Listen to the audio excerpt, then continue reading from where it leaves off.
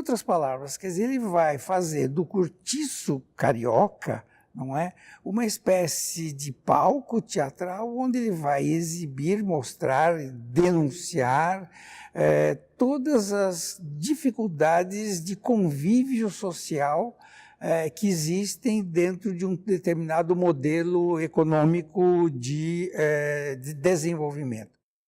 Bom, o que eu poderia dizer de saída com relação a esse romance Cortiço do Aloysio Azevedo é que ele não é o primeiro romance do Aloysio, mas de qualquer forma ele é importante em si, e porque ele faz parte de uma série que já tinha começado antes, com relação ao espaço brasileiro. Então você tem, antes do Cortiço, você tem outros romances brasileiros, mas que vão se ocupar sobretudo do ponto de vista espacial, da natureza brasileira, o impacto que essa natureza, digamos, provocou no espectador europeu, no viajante europeu. Então você vai ter uma série de romances brasileiros, Alencar, por exemplo, Toné, que vão, quando se detém sobre o Brasil, do ponto de vista espacial, vão fazer, inclusive os próprios poetas românticos, vão fazer sempre uma louvação da natureza brasileira, dos animais, das árvores, da floresta, dos rios, das cordilheiras, das serras, etc. O Cortiço, de certa forma, inaugura uma vertente nova, não que não existisse antes, mas ela consolida uma vertente que começa a falar da natureza brasileira, do espaço brasileiro, mas de um ponto de vista social e não mais natural. Por que social? Porque naquele espaço de um pequeno, dentro de um bairro carioca, dentro do Botafogo, o escritor se detém basicamente sobre um pequeno trecho da cidade, onde ele vai mostrar de maneira concentrada, não é, todas as lutas e antagonismos sociais que estão em plena expansão no Brasil e que começam a aflorar dentro do século XIX na cultura ocidental. Em outras palavras, quer dizer, ele vai fazer do cortiço carioca, não é, uma espécie de palco teatral onde ele vai exibir, mostrar, denunciar todas as dificuldades de convívio social que existem dentro de um determinado modelo econômico de desenvolvimento. Então você vai encontrar no Cortiço problema atrás de problema, não é? Você vai encontrar num espaço concentrado a saudade do imigrante português que veio para cá e não consegue, vive com muito desconforto porque sente saudades permanentes da terra, o cidadão ganancioso que quer a todo custo montar o seu patrimônio, não é? A mulher negra ou branca, a mulher negra que sofre todos os problemas de uma escravidão ainda vigente, dissimulada ou não, a mulher branca que sofre todos os preconceitos, que tem um determinado tipo de comportamento que é visto de maneira preconceituosa pelo homem. Então, o Cortiço funciona como uma espécie de, quase que de catálogo de mazelas, não é, sociais, só que um catálogo bem concentrado. Quer dizer, se você for olhar o Cortiço e hoje em dia você desdobrar todos os pequenos dramas, pequenos modos de dizer, dramas rápidos que se passam ali dentro, você vai ver que aquilo lá é quase que uma espécie de decálogo, não é, narrativo da literatura brasileira. Ali você vai encontrar todos os problemas referentes a uma vida social conturbada. Isso de um lado. Do outro lado, nós não podemos nos esquecer também que ele sofre, esse romance, uma espécie de concorrência muito forte, de um forte concorrente na época, que se chamava Machado de Assis. E por que isso é importante lembrar? Porque o Machado de Assis vai ter uma atitude, não se trata de julgar melhor ou pior, simplesmente se trata de constatar duas realidades narrativas, a realidade narrativa de um Machado e a realidade narrativa de um Aloysio Azevedo.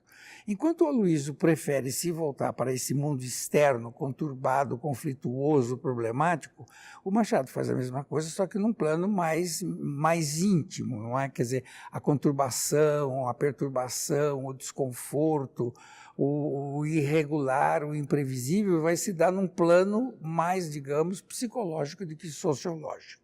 Mas isso é todo um trabalho a ser feito à parte. Com relação ao Curtiço, eu gostaria de chamar a atenção ainda para essas figuras que, de certa...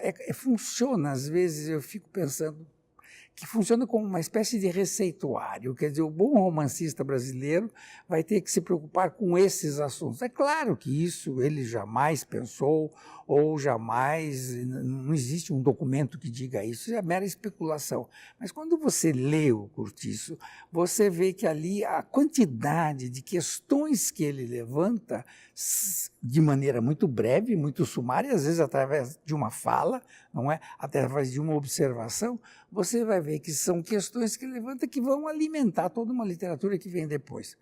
Por exemplo, a questão das mulheres no Curtiço. Não é? Você tem vários tipos de mulher.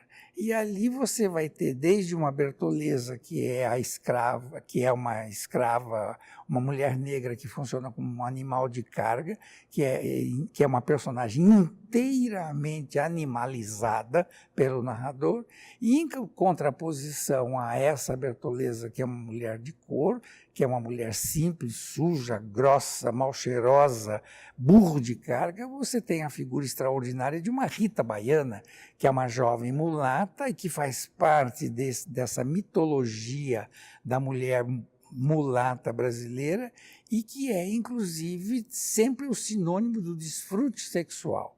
Quer dizer, a Rita Baiana, por exemplo, quando entra no romance, se vocês observarem bem, ela entra sempre numa atmosfera de prazer e de gozo. Ela é mencionada, mas quando ela entra efetivamente, quando esse personagem aparece como personagem vivo dentro da narrativa, ela vem de uma longa temporada de amor, passada em algum lugar nas imediações do Rio de Janeiro, e, mais importante, ela entra num domingo de sol claro, ela não entra num dia sujo, feio e pesado, ela entra num dia de domingo de sol claro, quando todas as pessoas estão dispostas para o ócio domingueiro, quando o cortiço está limpo, quando tudo é cheiroso, quando é tudo muito bonito e o dia é ensolarado. Se você fizer um contraste da entrada da Rita Baiana com a entrada da Bertoleza no romance logo nas primeiras páginas, esse confronto é visível, não é? A Bertoleza trabalhando, a Bertoleza suja, a Bertoleza encebada, não é? Resmungona e sofredora. Então você vê aí dois tipos de comportamento feminino que ainda pode até mesmo se contrapor a um terceiro tipo, que é uma prostituta que tem, num determinado momento, uma explosão de sensualidade e sexualidade e se aproveita da pombinha de uma jovem de 14, 15 anos.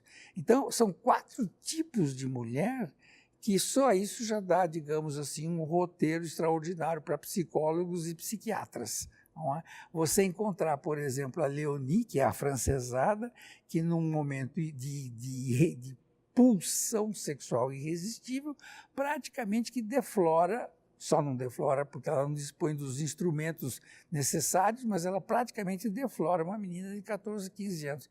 E essa menina que fica acuada, que fica assustada, que fica envergonhada com aquilo que ela nunca tinha imaginado, páginas depois vai ter assim um certo desconforto físico, vai se deitar em cima de uma colina e vai ser atravessada por um raio de sol. Quer dizer, um segundo defloramento simbólico dessa menina, não é?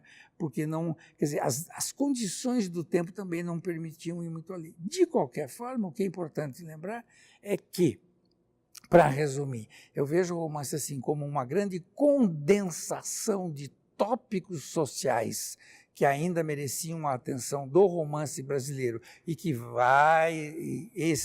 essa condensação vai ter o seu desdobramento posterior e, ao mesmo tempo que isso, a galeria de seres humanos que trabalham ali dentro, que vivem ali dentro do Cortiço, com uma extraordinária galeria de pessoas que também serão, a cada um a seu modo, são potencialmente grandes personagens que vão aparecer no romance brasileiro.